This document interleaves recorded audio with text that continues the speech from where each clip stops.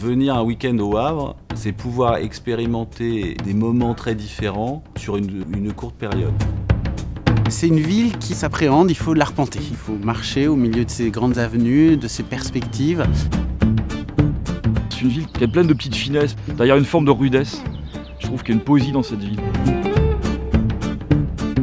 Avec ce renouveau, toutes ces constructions qui sont faites ces dernières années, le regard sur la ville du Havre a beaucoup changé.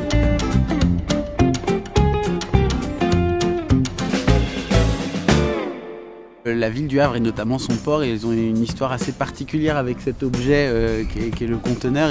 Et donc c'est devenu un objet familier du quotidien des Havrais. On voit des porte-conteneurs passer ici tous les jours par centaines. Le Havre est le premier port français pour le trafic de conteneurs.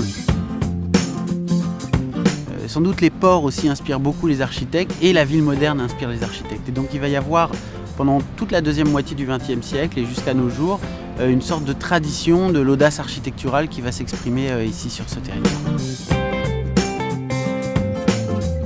Alors l'établissement a une architecture qui ne laisse pas indifférent. Jean Nouvel s'est largement inspiré des termes romains.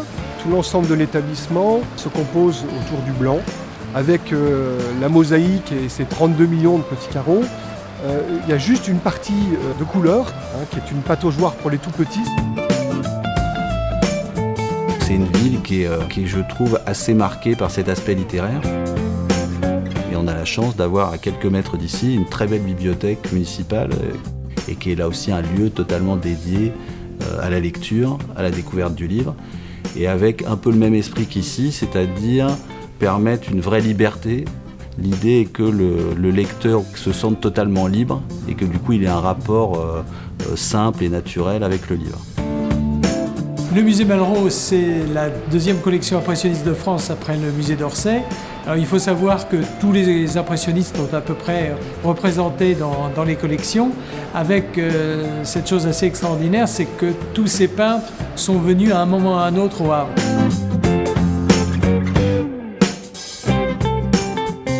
Je suis restaurateur depuis 20 ans au Havre, je suis né dans cette ville. On travaille avec 5 pêcheurs, on fait la coquille Saint-Jacques en saison, on fait la sole, on travaille aussi les crevettes grises avec eux, les homards. Le marché dominical, c'est un marché de rencontre, c'est super sympa parce que tout le monde se voit, c'est vraiment la rencontre du dimanche.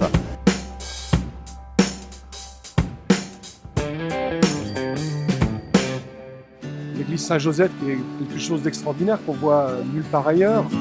On a l'impression à la fois de peut-être face à un building new-yorkais, mais sans doute pas à une église, une sorte de phare spirituel dans le paysage.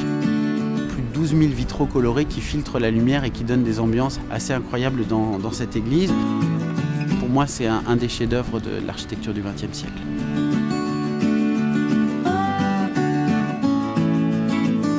Ici, c'est un fort qui a eu son utilité de fort. C'était un terrain de jeu pour les gamins, des rues un peu, parce qu'il y avait un vieil hélicoptère cassé quand nous on était mômes, on venait faire des bêtises un peu ici. Et puis l'ancien maire du Havre, Antoine Ruffnac, a décidé d'en faire un jardin botanique. Et il a pris l'idée de ce qu'est le Havre aussi, cette ouverture sur le monde. Il y a de l'austral, il y a du boréal, etc. Et c'est aussi l'endroit où on fait pousser les plantes pour la ville du Havre. C'est une ville qui est assez riche en plantations. Il y a plusieurs espaces verts en cœur de ville, ce qui est assez agréable aussi. Ça donne cette fraîcheur. Peu de villes en France qui ont une plage en plein centre-ville, avec des activités nautiques, avec ces petites cabanes, ces restaurants de bord de plage, donc qui permettent de passer du bon temps. C'est pas très loin de Bruxelles. Très rapidement, on va être quasiment à la campagne ici. Et dans 5 minutes, on descend, on prend une bière en terrasse, vue mer. Et ça, c'est magique.